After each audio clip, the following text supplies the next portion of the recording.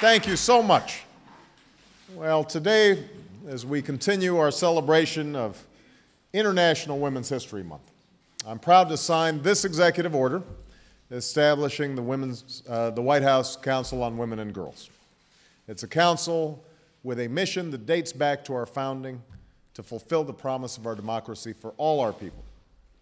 I signed this order not just as a president, but as a son, a grandson, a husband, and a father. Because growing up, I saw my mother put herself through school and follow her passion for helping others. But I also saw how she struggled to raise me and my sister on her own, worrying about how she'd pay the bills and educate herself and provide for us.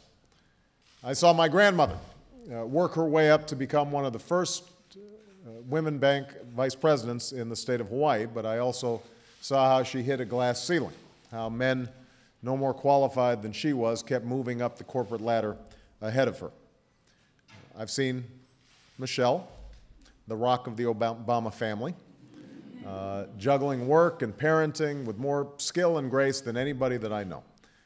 But I also saw how it tore at her at times, how sometimes when she was with the girls, she was worrying about work, and when she was at work, she was worrying about the girls. It's a feeling that I share every day. In so many ways, the stories of the women in my life reflect the broader story of women in this country, the story of both unyielding progress and also untapped potential.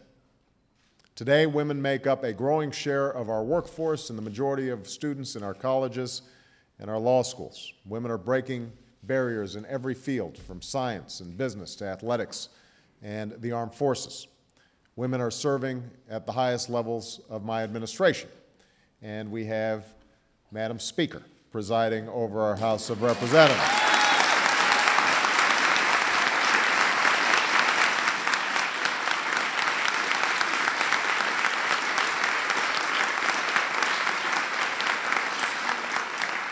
I had the privilege of participating in a historic campaign with a historic candidate, who we now have the privilege of calling Madam Secretary. But at the same time, when women still earn just 78 cents for every dollar men make, when 1 in 4 women still experiences domestic violence in their lifetimes, when women are more than half of our population but just 17% of our Congress, when women are 49% of the workforce but only 3% of our Fortune 500 CEOs, when these inequalities stubbornly persist in this country, in this century, then I think we need to ask ourselves some hard questions. I think we need to take a hard look at where we're falling short and who we're leaving out and what that means for the prosperity and the vitality of our nation. Now, I want to be very clear. These issues are not just women's issues. When women make less than men for the same work, it hurts families who find themselves with less income and have to work harder just to get by. When a job doesn't offer family leave, that also hurts men who want to help care for a new baby or an ailing parent.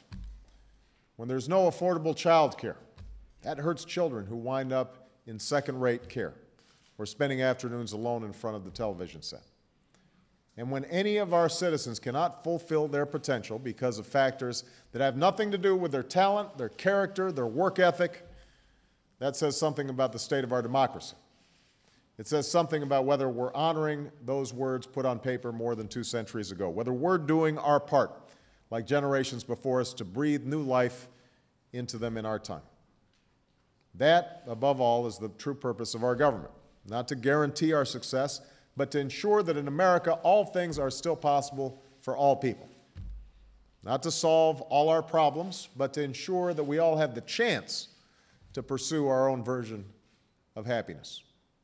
To give our daughters the chance to achieve as greatly as the women who join us today.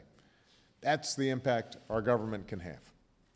It's the impact of a Health and Human Services Department that funds research by women like Dr. Nina Federhoff, a biotechnology and life science pioneer,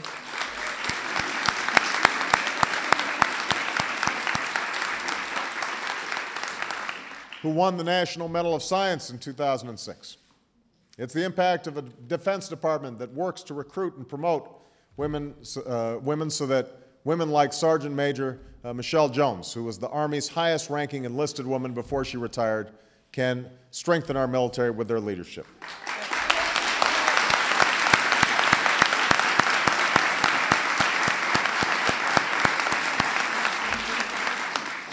It's the impact of the Department of Education that enforces Title IX.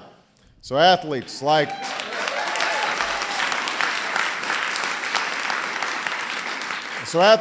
Olympic gold medalist Dominique Dawes and Lisa Leslie have a level playing field to compete and to win.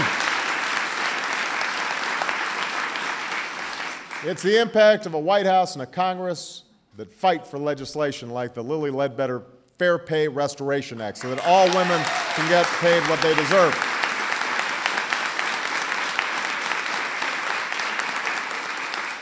I'm very proud this was the very first bill that I signed into law. And that's why I'm establishing this council. Not just to continue efforts like these, but to enhance them. The council will be composed of the heads of every cabinet and cabinet-level agency, and will meet on a regular basis. We have many of those cabinet members here. Some of the men showed up. We put them in the second row. But they're going to be fighting.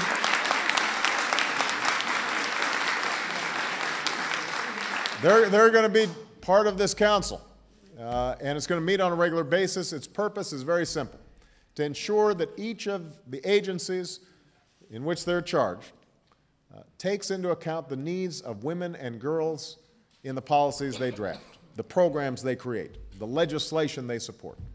It's not enough to only have individual women's offices at individual agencies or only have one office in the White House. Rather, as former Secretary of State Madeleine Albright once said, in our government, responsibility for the advancement of women is not the job of any one agency, it's the job of all of them.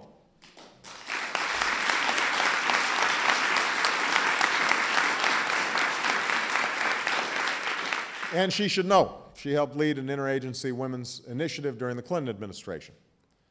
At the same time, given the critical importance of its work, this council must have strong leadership from the White House and direct accountability to me. And that's why I'm appointing Valerie Jarrett, one of my closest advisors and most senior members of my administration, to lead it. Tina Chen, another senior member of my White House staff, will serve as the council's executive director. In the end, while many of the challenges women and girls face are new, the work of this council is not. It's been with us for generations. Frances Perkins, who was President Franklin Roosevelt's Secretary of Labor and the first woman to serve in the cabinet, a great hero of the New Deal, described it well when she said, "I had a kind of duty to other women to walk in and sit down on the chair that was offered, and so establish the rights of others long hence and far distant in geography to sit in the high seats." To sit in the high seats.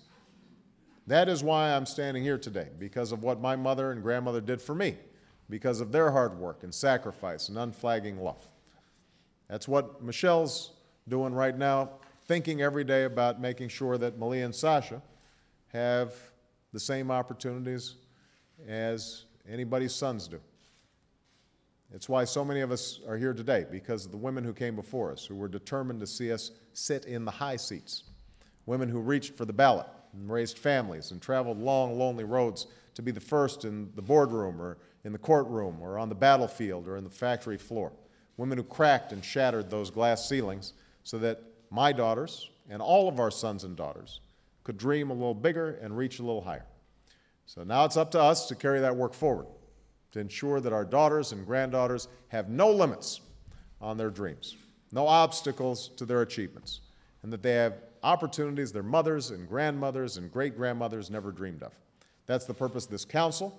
Those are the priorities of my presidency, and I look forward to working with all of you to fulfill them in the months and years to come. All right, so I'm going to go sign this thing. Thank you very much.